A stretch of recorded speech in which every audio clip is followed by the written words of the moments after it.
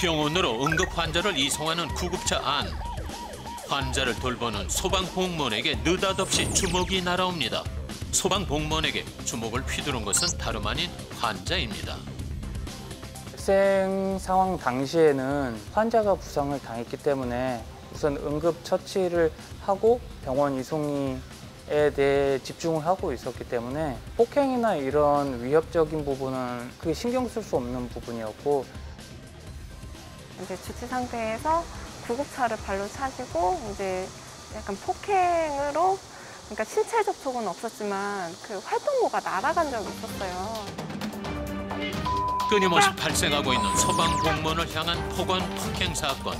소방공무원의 몸과 마음 건강까지 위협하는 폭행 사건의 현황과 이를 막기 위한 대책은 없는지 현장 포착 사실은에서 알아봅니다.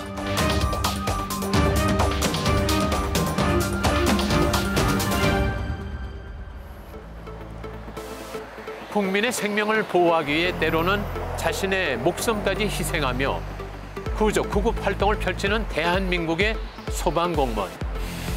누군가의 생명을 구하는 중요한 업무지만 그들의 업무를 방해하고 생명까지 위협하는 사건들이 끊이지 않고 있다고 합니다. 과연 어떤 사건일까요? 2018년 5월 전북 익산에서 한 구급대원이 순직했습니다. 신고를 받고 쓰러진 취객을 응급실로 이송하던 이 구급대원은 이송 중인 취객에게 여러 차례 머리를 가격당했습니다.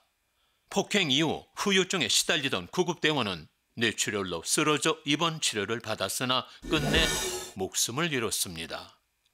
이 사건은 당시 사회에 큰 충격을 줬습니다. 그로부터 약 3년이 흐른 지금은 어떨까요? 6년차 소방공무원인 정재하 소방교는 지난해 11월 출동을 나갔다가 폭행과 폭언을 경험했다고 합니다.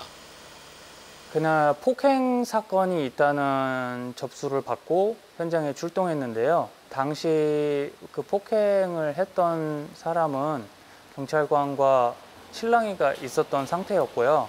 일단 상황을 좀 진정시키고 얼굴 부위에 부상이 있어서 응급처치를 시도하였는데 이제 저를 구급대원으로 인지하셨는지 아니면 다른 어떤 사람으로 인지하셨는지는 알 수 없지만 저에게 폭언과 욕설 그리고 폭행을 하였습니다. 또한 경기도 소방재난본부 구조구급과 정동숙 소방이 역시 현장 출동을 했을 당시 폭언, 폭행 등으로 위협을 느낀 적이 있었다고 얘기했습니다. 부부싸움 현장인데 그 환자분은 아내분이고 그 남편분은 주치 상태였습니다. 현장에 도착했을 때 그 아내분이 머리 쪽에 피를 많이 흘리고 있어서 저희가 안정시키고 이제 응급처치를 하고 있는데 그 현장에서 바라보는 그 남편분은 일단은 그 모습이 너무 빨리빨리 병원에 가지 않는다는 이유로 마음에 들지 않으셨던 모양이에요. 그래서 이제 저희에게 빨리 가라고 폭언을 하시고 이제 집안의 물건을 자꾸 좀 손상시키고 그러다 보니까 저희도 또 불안하고 또 치료받는 환자분도 불안해서 2021년 소방청 통계연보의 119 구급대원 폭행 피해 현황을 살펴보면 최근 3년간 평균 200명 이상의 폭행 피해가 발생했습니다. 그 가운데 2020년 경기도에서만 48명의 피해가 발생했고 이는 전국 피해 인원의 약 24.5%를 차지하는 수치입니다. 그렇다면 올해는 어땠을까요? 제작자는 경기도 소방재난본부의 소방특별사법경찰 박규복 소방경을 만나 올해 경기도에서 발생한 소방공무원 폭행 사건에 대해 좀 더 자세히 물어봤습니다. 올해만 해도 이제 상반기 19건이 발생을 해서 그중에 이제 15건은 술에 취한 그 주치자에 의한 폭력이고요. 그리고 주로 이제 19시 이후에 발생하는 그 빈도가 높았고요. 그리고 이제 가해자 연령대는 이제 50대가 가장 많았습니다. 경기도 소방재난본부의 2021년 상반기 소방공무원 폭행 사건 분석 자료에 따르면 폭행 사건은 19건 발생했고 이로 인해 24명의 소방공무원이 폭행 피해를 겪었습니다. 폭력을 가한 가해자의 약 79%는 술에 취한 상태였습니다. 생명을 보호하기 위해 구조 구급 활동에 나선 소방 공무원들을 폭행한 가해자들. 술에 취했더라도 그들의 행동을 정당화할 수는 없습니다. 그들로 인해 몸과 마음에 상처를 입게 된 소방 공무원들의 심정은 어떨까요?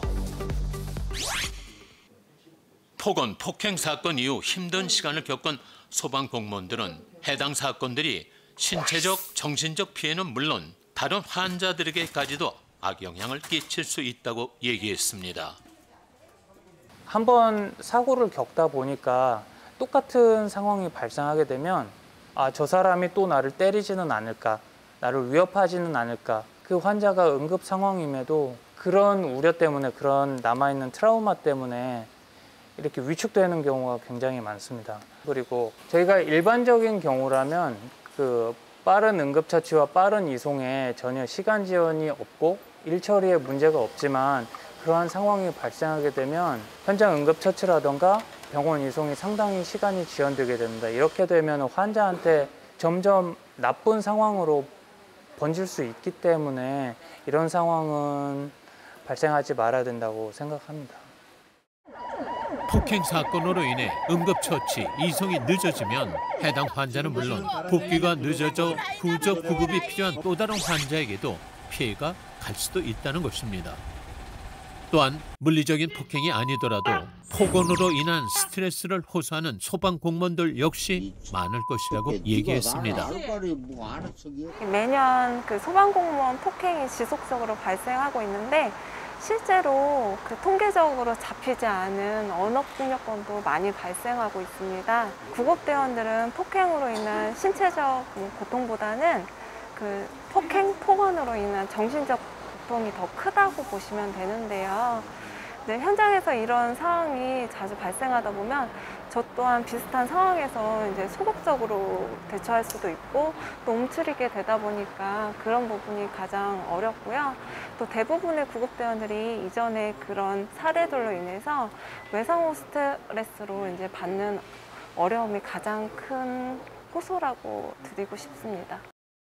특히 폭언이나 폭행을 겪은 소방 공무원들의 일부는 PTSD라고 불리는 외상 후 스트레스 장애를 겪기도 한다고 얘기했습니다. 일반적으로 PTSD 환자들은 우울증, 수면장애, 공황장애 등의 증상을 보이기도 합니다. 제작진은 우석대학교 소방방재학과 홍하성 교수에게도 의견을 물어봤습니다. 폭행, 폭언으로 인해서 그 PTSD, 외상 후 스트레스 장애라고 하죠. 이 PTSD에 노출되는 소방대원이 상당히 많이 있습니다. 많은 소방관들이 폭언, 폭행에 시달려서 술을 마시지 않으면 잠을 제대로 잘 수 없다든지, 폭행, 폭언한 이런 일들이 계속 기억에 되살아난다든지 이런 경험을 겪는 소방대원들이 많이 있는 것으로 알고 있습니다. 이런 폭행, 폭언을 지속적으로 당할 경우에는 어떤 사람이라도 PTSD에 노출될 수밖에 없다고 생각을 합니다. 그렇기 때문에 다양한 정신 건강 프로그램을 지속적으로 마련해서 소방대원이 극복할 수 있도록 도와줄 필요가 있겠습니다. 외상 후 스트레스 장애를 겪는 소방 공무원들의 수가 적지 않을 것이며 이들의 정신 건강을 위해 꾸준한 관리가 필요할 것이라는 이야기입니다. 타인의 생명을 구하기 위해 출동하는 대원들이 폭언과 폭행으로 병들어가는 상황. 소방 공무원들을 보호하기 위한 다양한 대책이 필요한 이유입니다. 국민의 안전을 위해 일하면서도 정작 자신의 안전을 보호받지 못하는 소방 공무원들의 현실. 그렇다면 이들을 보호하기 위한 방법은 없을까요? 2020년 4월 경기도 소방재난본부에는 반복되는 소방공무원 폭행 사건의 재발을 막기 위해 안전질서팀이 조직되고 소방특별사법경찰 일명 특사경의 업무가 시작됐습니다. 서에서 이제 소방기본법 및 119 구조구조에 관한 법률에 명시되어 있는 소방활동 방해 행위에 대해서 수사를 전담하고 있습니다. 그 중에서도 소방공무원 폭행 피해 사건을 주로 담당하고 있고요. 그리고 그 밖에 화재 예방조치명령 위반이라든가 그리고 소화전 무단 사용 그리고 또 생활 안전활동 방해 사범에 대해서 이렇게 수사를 전담하고 있는 그런 부서입니다. 제작자는 경기도 소방특사경이 생긴 이후에 대응책의 변화에 대해서 물어봤습니다. 폭행 사건이 발생했을 때 뭐 현장 대원들은 즉시 본서에 특사경을 이제 또 지원 요청해서 나올 수 있도록 해서 이제 초동 조치를 하고요. 그리고 이제 경찰도 주치자에 의한 이제 신고 단계부터는 그 경찰관들이 또 나와서 공동 대응할 수 있도록 그렇게 그게 좀 가장 큰 변화라고 할 수가 있겠습니다. 저희 그 본부 안전질서팀에서 직접 수사를 이제 원칙으로 하고 있고요. 이제 수사 개시부터 검찰 그 송치까지 그 업무를 전담하고 있습니다. 그리고 범죄 혐의를 입증하기 위한 그런 피의자 신문을 하고 그리고 뭐 참고인 진술도 받고 해서 기소 의견으로 이제 검찰 송치를 100% 완료한 상태고요. 특사경을 통해 검찰에 송치된 소방공무원 폭행 피의자들.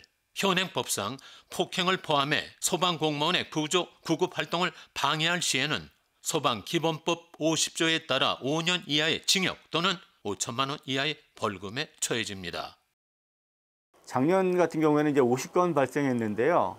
그리고 올해 이제 상반기까지 19건 해서 총 이제 69건 중에 징역형이 8건 정도 되고요.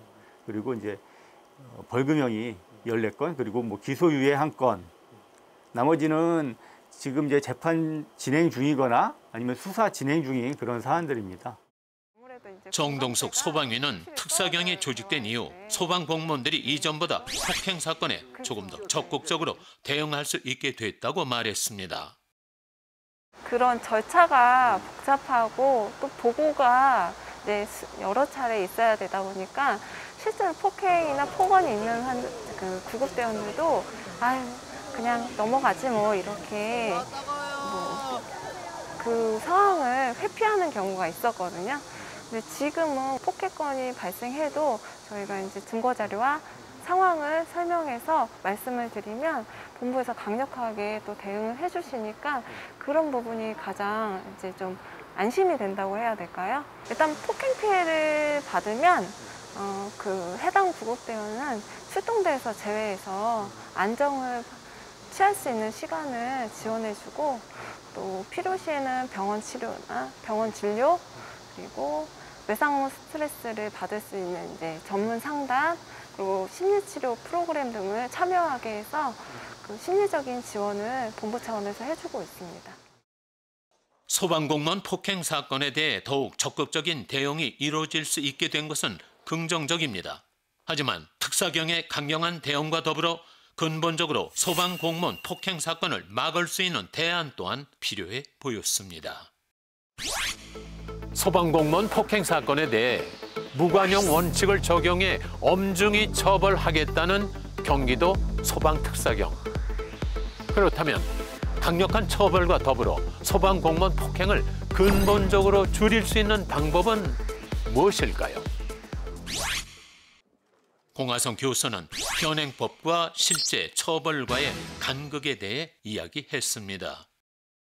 현행법과 실제 처벌하고 있는 법은 많은 차이가 있는 것 같습니다. 최근 2년간 발생한 그 소방공무원 폭행 사건 판결문을 보면 그 85건 중에서 절반이 넘는 사건이 그냥 집행유예로만 결정이 되었고요. 약 20여 건은 벌금형은 벌금형인데 벌금 액수가 평균 500만 원에도 미치지 못하는 그런 금액이었습니다. 또한 음주 상태에서 소방관을 폭행한 사건의 경우에는 약 95% 가까이가 심신미약으로 감경을 또 받았습니다. 소방관 공무집행 방해 행위에 대한 그 강력한 법집행 체계를 마련하고요. 법적 그 지원 제도도 정비해야 될 것 같습니다. 민원이나 소송이 이제 발생할 수 있거든요. 그럴 경우에는 그 소방 공무원 출신 전문 변호사가 보다 적극적으로 나서서 대응해 줘야 된다고 생각을 합니다. 현행법을 바탕으로 좀 더 강력한 법 집행이 이루어져야 하고 소방공무원이 관련 민원이나 소송에도 적극적으로 대응할 수 있도록 제도를 정비해야 한다는 것입니다. 또한 소방공무원의 몸과 마음의 상처를 치유할 수 있는 다양한 방안도 고려해야 한다고 얘기했습니다. 소방대원이 안전해야 국민의 안전도 보장받을 수 있다, 이렇게 생각을 합니다. 폭행, 폭언으로 인해서 소방대원이 더 이상 고통받지 않도록 강인한 몸과 건강한 정신으로 국민의 안전을 지킬 수 있도록 하기 위해서는 소방대원에게 최대한의 배려, 상황에 따라서는 안식년까지 보장해줘서 일정 기간 동안 열심히 일한 소방대원한테는 심을 통해서 재충전의 기회를 주도록 이런 방안도 필요하다고 생각합니다. 한편 경기 소방특사경에서는 소방 공무원들의 폭행뿐만 아니라 폭언에 관한 처벌, 증거 수집을 위한 장비 사용 등 제도적 보완책이 필요하며 현재 이를 제도화하기 위한 노력이 진행 중이라고 밝혔습니다. 네, 금년 6월 119 구급대원 폭행 근절 예방 대책 소방청 자료를 준용해서 말씀드리면 폭행까지에 이르진 않았지만 폭언 피해도 많기 때문에 폭언 등으로 인한 그런 모욕 행위도 소방활동 방해 행위에 준해서 처벌할 수 있는 그런 제도적 보완책을 마련하고 있고요. 그리고 현장에서 또 경찰과의 그런 공조 그리고 협력 체계를 좀 의무화할 수 있는 그런 법안을 좀 명문화해서 진행을 하고 있습니다. 그리고 체증 장비 사용에 대해서 근거 조항을 또 마련하고 있고요. 현장 구급대원들은 제도적인 보완도 중요하지만 사회 인식 변화가 가장 필요하다는 점을 얘기했습니다. 출동 전에 신고 단계에서부터 폭행의 위험성이 인지가 된다면 119 안전센터 펌뷸런스나 경찰 공동대응으로 이제 함께 출동을 내보내서 구급대원 안전을 이제 보호할 수 있는데요. 현장에서 대원들은 안전 헬멧이나 호신용 랜턴 그리고 증거 확보를 위한 웨어러블 캠을 적극적으로 활용하고 있고요. 그리고 무엇보다도 이런 보호 장비도 중요하지만 현장에서 폭행 위험이 인지되면 구급대원들이 적극적으로 제지나 대응할 수 있는 게 사실 없습니다. 그래서 시민들이 무엇보다도 구급 현장을 좀 이해해 주시고 공감할 수 있는 의식을 변화시켜야지만 폭행건이 줄어들 수 있지 않을까 생각합니다. 근본적으로 소방 공무원에 대한 이해와 배려가 필요하다는 것입니다. 저희가 현장에 출동해서 도와드리는 분들은 저희의 가족이라고 생각하고 최선을 다해서 도와드리고 있습니다. 그러니까 그 환자나 보호자 분들께서도 저희 소방관들을 자신의 가족들이라고 생각해 주시고 아껴주셨으면 좋겠고요. 폭언이나 폭행은 안 해주셨으면 좋겠습니다. 구급차가 현장에 도착해서 꼭 필요한 응급처치를 하고 안전하게 병원까지 이송할 때 환자들이 받는 안도감은 구급대원들이 시민들에게 드려야 하는 믿음이라고 생각하거든요. 그래서 항상 구급대원들이 안전하게 위협받지 않도록 현장 활동을 할 수 있도록 따뜻한 격려와 응원을 부탁드리겠습니다. 소방 공무원들이 국민의 생명을 살리기 위한 본연의 업무를 충실히 수행하기 위해서는 폭언, 폭행에 대한 강력한 법의 적용과 그들의 상처를 보듬을 수 있는 꾸준한 지원 등의 제도적 보완이 필요해 보입니다. 이해와 존중의 시선으로 그들의 삶 또한 안전하고 건강할 수 있기를 바랍니다. 우리 곁에 영웅 소방공무원. 그들이 국민의 생명을 살리기 위해 최선을 다하는 것처럼 소방공무원들 또한 누군가의 가족 또 한 명의 국민으로서 당연히 보호받아야 합니다. 소방공무원 폭행의 재발을 막을 수 있는 제도적 보완과 지원 그리고 성숙한 시민의식을 바탕으로 소방공무원을 배려하는 따뜻한 마음이 필요한 때입니다. 지금까지 현장 포착 사실은이었습니다.